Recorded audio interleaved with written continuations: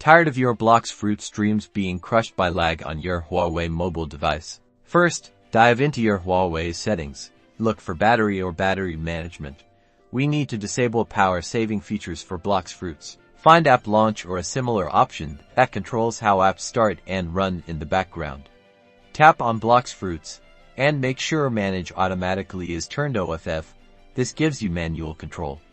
Enable auto launch, secondary launch, and run in background. Next, open your Huawei's Optimizer or Phone Manager app. Clear the cache and junk files. This frees up valuable resources for Blox Fruits to use. Within the Optimizer app, look for a game acceleration feature. Add Blox Fruits to the list of games to be accelerated. This prioritizes resources for smoother gameplay. Finally, inside Blox Fruits, lower your graphics settings. Reduce the quality of textures and disable unnecessary effects like shadows and water reflections. Test it out. With these adjustments, you should see a significant improvement in your game performance. If you chose smooth gameplay, like the video. If you love consistent wins, hit subscribe. If this tutorial speaks to you more, leave a comment.